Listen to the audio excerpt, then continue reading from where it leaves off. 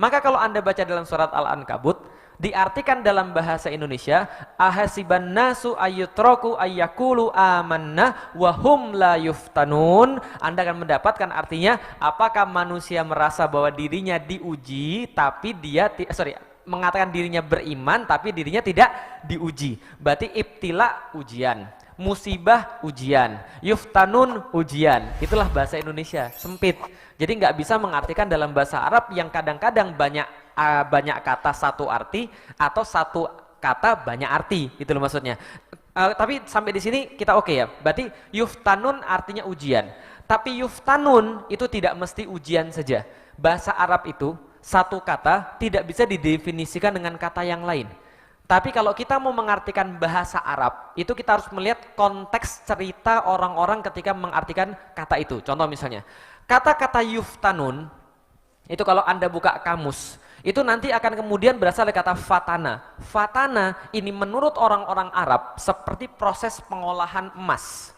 Jadi emas itu kalau pas ditambang, kalau Anda pernah lihat tambang emas, apakah keluarnya langsung emas batangan gitu? Enggak, keluarnya seperti apa? Dalam batu. Jadi emas itu adanya di dalam batu, ada juga yang di atas, tapi enggak ada emas murni di tanah, enggak ada. Emas itu pasti punya yang namanya kotoran-kotoran yang melekat. Makanya ada namanya refining kan kita ya, refining emas misalnya. Apa maksudnya refining emas? Agar emas itu jadi fine 100% gitu kan ya. Berarti ada proses penghilangan kotoran-kotoran ketika emas itu ditambang. Nah, proses penghilangan kotoran ini namanya fatana. Tahu nggak dulu sekalian? Proses penghilangan kotoran pada emas ini namanya fatana. Artinya, bagaimana proses penghilangan emas? Kalau Anda cari di internet, inilah proses penghilangan emas. Dia harus dibakar, dan nggak hanya dibakar, dia harus dilelehkan emas itu dengan panas yang sangat ekstrim. Kalau panasnya nggak ekstrim, maka emas nggak meleleh dan kotoran tetap melekat. Paham nggak gitu maksudnya teman sekalian? Berarti dengan menggunakan kata-kata wahum la yuftanun, Allah ingin menunjukkan pada Anda dan pada Rasulullah serta para sahabat ketika pada saat itu ayat ini diturunkan, jangan lupa adalah menjelang beliau mau hijrah. Allah ingin katakan pada para sahabat, hati-hati, sebentar lagi sebelum kamu hijrah ini akan ada peningkatan panas secara ekstrim. Akan ada kemudian hal-hal yang datang pada Anda menyakitkan Anda, bukan hanya menyakitkan non fisik tapi menyakitkan fisik, dan ini akan secara ekstrim. Tapi hanya dengan itu Allah bisa membersihkan hal-hal yang kotor pada diri Anda.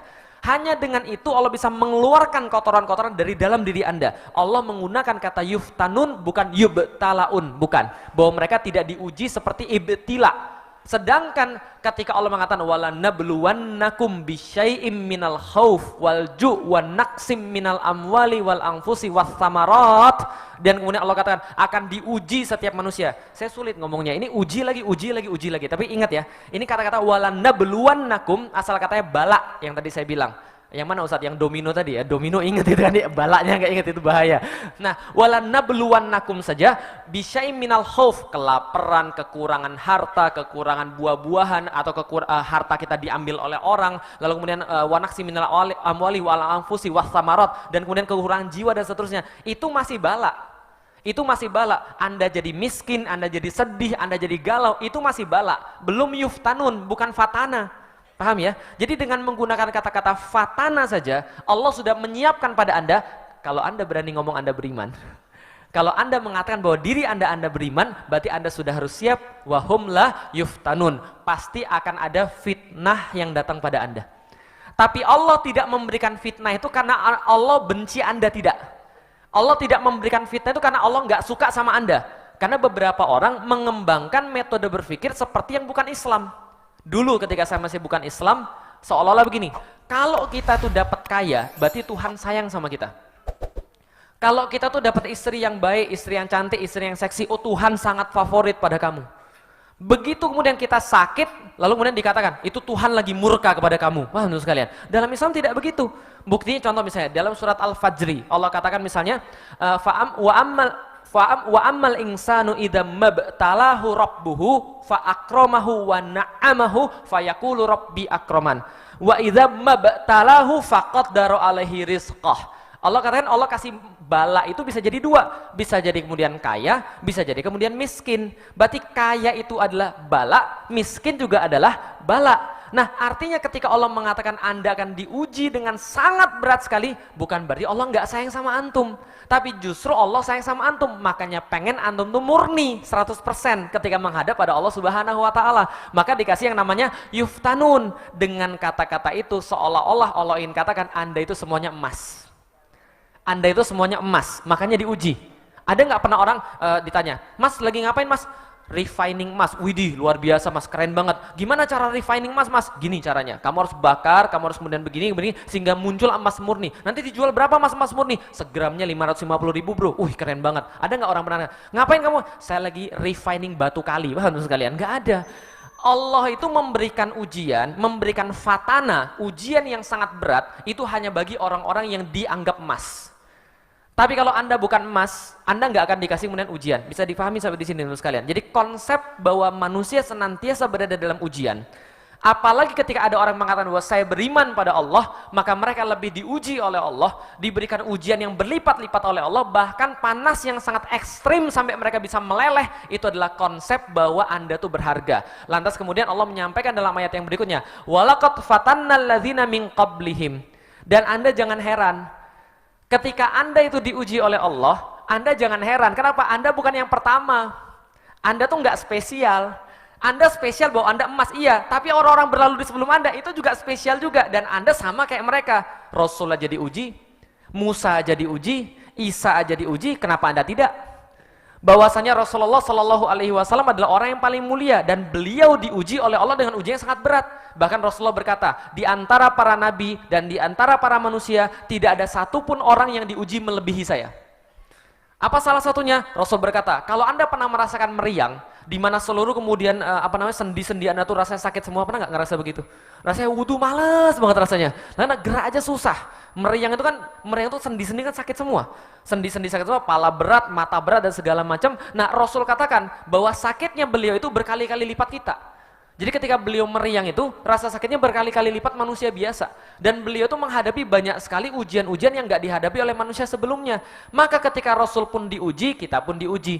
Kenapa? Karena ketika kita diuji, kita cuma melaksanakan sunnatullah. Bahwa Allah ingin membersihkan kita, Allah ingin meningkatkan derajat kita. Kalau awalnya emas itu masih kemudian banyak kotoran, dia dijual murah, maka setelah dibersihkan dengan fitnah-fitnah itu, maka dia muncul sebagai emas murni yang Allah akan banggakan pada banyak penduduk surga. Supaya apa? Fala ya'lamannallah, supaya Allah tahu. Nah, oke, ini lihat dulu, fala ya'lamannallah itu bukan berarti Allah tidak tahu sebelumnya. Tapi ketika Allah mengatakan supaya Allah mengetahui dengan kata-kata itu adalah supaya Allah memperlihatkan kepada Anda semua. Bisa dipahami ya? Karena Allah pasti maha tahu. Yang nggak tahu siapa? Yang nggak tahu kita. Makanya yang dimaksud dengan fala ya'lamannallahu alladzina shadaqu, siapa yang kemudian yang benar, siapa yang kemudian tetap beriman kepada Allah, artinya adalah siapa yang muncul nanti diketahui oleh manusia.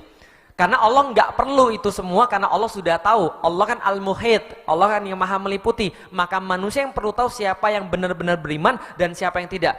Wa ya'lamannal kadzibin, dan mengetahui siapa yang mendustai Allah. Artinya apa? Jadi gini ceritanya sekalian. Kita bicara tentang visi teman-teman sekalian. Ini penting banget. Kata-kata yang penting yakin itu tergantung pada visi Anda. Ketika Allah Subhanahu wa Ta'ala, ketika menjumpai kemudian manusia-manusia yang mengatakan dirinya beriman, tadi sudah saya katakan dari awal, Allah akan memberikan apa? Ujian yang sangat berat. Sebuah panas yang sangat ekstrim, sehingga dia itu kemudian berteriak, sehingga dia itu kemudian merasa sangat tidak nyaman. Tapi tujuannya untuk apa? Untuk membersihkan perkara-perkara yang nggak perlu pada diri Anda dan menjadikan Anda emas 100%. Karena kata-kata fatana itu daripada pemurnian emas, gitu kan ya. Lah, untuk apa kemudian pemurnian emas? Supaya Allah mengetahui, memisahkan yang mana yang kotoran, yang mana yang emas. Dalam bahasa ini, fala ya'manallah alladzina shadaqu, supaya kemudian kita diketahui oleh Allah yang mana yang emas shadaqu dan yang mana yang kadzibin, dan yang mana yang mendustai Allah. Dan itu semua tergantung daripada visi. Orang yang punya visi akan bertindak sesuai dengan visinya. Dan saya kasih tahu, visi itu minimal ada 3. 1, visinya orang biasa. Itu visinya orang biasa. 2, visinya pengusaha. 3, visinya ahli surga. Yang nomor 1 apa? Yang kedua apa? Yang ketiga apa? Ahli surga. Lihat, visi orang biasa itu dia hanya bisa meyakini apa di depan mata dia. Jadi antum jangan tanya dengan segala sesuatu yang nggak di depan mata dia nggak bakal tahu. Contoh misalnya, ini apa? Meja. Ini apa? Kursi. Itu apa? Layar. Ini apa? Masjid. Dia cuma melihat apa yang dia tahu saja. Ini visi orang biasa. Beda dengan visi pengusaha. Kalau orang biasa lihat pakai mata, pengusaha lihat pakai akal. Pengusaha lihat pakai apa? Akal. Maka pengusaha nggak pernah lihat pakai mata. Kalau pengusaha lihat pakai mata, dia nggak bakal mau berinvestasi. Ini kalau teman-teman yang mau jadi pengusaha, jangan lihat pakai mata. Kalau Anda sudah lihat pakai mata, Anda telat. Orang jualan duren, Anda jualan duren. Orang jualan HP, Anda jualan HP. Orang jualan apa yang kemarin yang laku, cappuccino cincau, Anda jualan cappuccino cincau. Orang jualan tahu bulat, Anda jualan tahu bulat. Itu bukan pengusaha, itu namanya ikut-ikutan. Paham teman-teman sekalian? Pengusaha itu melihat sesuatu yang belum ada dengan akalnya. Maka dia mau berinvestasi. Oh, kira-kira yang laku ke depan ini, maka saya akan investasi di sini. Nanti ketika tiba masanya, maka saya akan meraup hasilnya. Kan gitu. Contoh misalnya, zaman dulu belum ada trading online, maka orang berinvestasi buat kemudian sistemnya, buat kemudian caranya. Sekarang sudah zamannya online, dia tinggal meraup keuntungan. Anda baru mau jualan online sekarang, telat. Anda harus mikir kira-kira apa yang terjadi ke depan. Gimana caranya melihat terjadi ke depan seperti apa? Makanya pengusaha itu banyak jalan-jalan.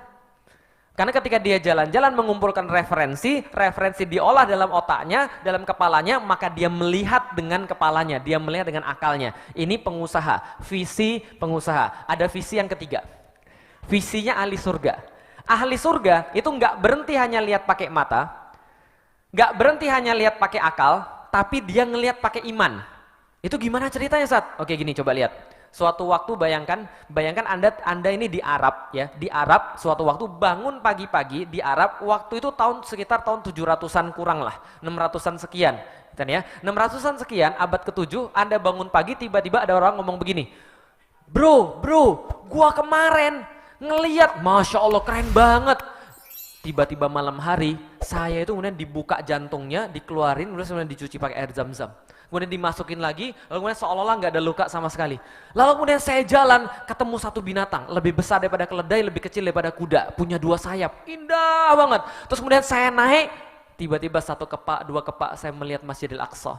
Lalu kemudian dari Masjidil Aqsa, saya naik ke Sidratul Muntaha, berjumpa dengan Allah. Lalu kemudian begini, dan sampai lagi ke Mekah dalam waktu 1 malam.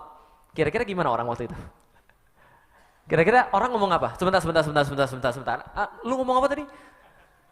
Masjidil Aqsa. Oke, baik. Oke, nggak usah ke Sidratul Muntahanya dulu ya. Masjidil Aqsa yang bisa masih dipikirin pakai akal. Kalau yang tipe pertama nggak akan mungkin lah. Kenapa? Dia cuma lihat pakai mata, paham sekalian. Ini tipe-tipe pengusaha, tipe-tipe Quraisy, pengusaha sukses luar biasa. Sebentar. Apa tadi? Masjidil Aqsa.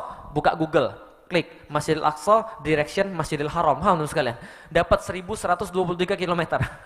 Lalu kemudian dikalkulasi, oke, kuda paling cepat pada zaman itu 120 km itu 1 hari, itu non-stop, 24 jam lari, 120 km 1 hari. Sebentar, 1123 bagi 120 km, gak mungkin, ini berbulan-bulan, gila kamu ya, paham teman sekalian. Itu orang cuma lihat pakai akal. Tapi begitu kemudian ini dikonfrontasi, jadi berita ini benar-benar disebar, benar-benar diviralkan sama orang-orang kafir Quraisy. Lah kenapa? Mereka menganggap berita ini adalah sebuah cara untuk menghancurkan kaum muslimin. Mereka sebarin ke semuanya dan benar banyak yang murtad. Banyak yang meragukan Rasulullah Shallallahu Alaihi Wasallam dan visi yang dia punya. Kemudian begitu kemudian berita ini dibawa pada Abu Bakar As-Siddiq, kemudian dikatakan pada Abu Bakar, kamu tahu nggak? Saya punya cerita bagus. Cerita apa? Abu Bakar baru pulang dari luar kota. Kemudian dibilangin, masa Muhammad itu, nabimu itu yang kamu junjung tinggi itu, bilangnya begini, coba diceritain semua pada Abu Bakar. Begitu ceritanya selesai, Abu Bakar dengan muka datarnya kemudian berkata, cuma gitu aja yang kamu ceritain. Lalu orang kafir Quraisy kemudian bingung, maksudmu gimana? Ini kan ceritanya dulu ajaib luar biasa. Dia bilang cuma gitu aja. Iya. Lalu kan Abu Bakar mengajarkan kepada kita, ini yang disebut dengan visi iman. Apa visi iman? Abu Bakar berkata, kalaupun Muhammad berbicara lebih daripada itu, niscaya aku tetap percaya. Kenapa? Karena keluarnya dari lisan Muhammad Sallallahu Alaihi Wasallam. Mengapa? Dari situ kita muncul, kalau Anda bicara tentang ilmu, Anda jangan lihat siapa yang menyampaikan. Ungzur ma qala, lihat apa yang dibicarakan oleh dia. Wala tangdur ma man qila, dan jangan Anda melihat siapa yang kemudian dibicarakan atau siapa yang berbicara. Wala tangzur man qala, jangan lihat siapa yang berbicara, tapi lihat apa yang dibicarakan. Artinya adalah apa? Kalau misalnya pun dia seorang anak kecil, kalaupun dia bukan orang pesantren, kalaupun dia adalah orang yang tatonya banyak, tapi ngomongannya Al-Quran, dengerin kalau ilmu. Tapi kalau soalan iman, Anda harus benar-benar ngelihat siapa yang berbicara. Jadi paham sekalian. Kalau soalan iman, kebalik. Ungzur man qala, lihat siapa yang berbicara. Wala tangzur ma qila, jangan lihat apa yang dibicarakan oleh dia. Kalau yang bicara adalah Rasulullah Sallallahu Alaihi Wasallam, hatta itu sesuatu yang nggak mungkin kita percaya dengan akal kita, tapi kita harus percaya. Kenapa? Karena yang ngomong adalah Rasulullah Muhammad Sallallahu Alaihi Wasallam, dan Rasul tidak mungkin bohong. Kalau Rasul tidak mungkin bohong, berarti itu pasti terjadi. Ini visi yang namanya visi akhirat, visi iman. Visi iman hanya bisa dilakukan oleh orang-orang yang yakin. Gitu kan ya. Nah makanya kemudian ketika Allah katakan kami memberikan ujian kepada kalian agar kami bisa memisahkan antara orang-orang yang benar dan orang-orang yang penipu, adalah maksudnya Allah Subhanahu wa taala hanya orang-orang yang punya visi iman yang bisa lulus daripada semua itu. Saya difahami sekalian. Coba lihat ya. Manusia itu kan sama semua.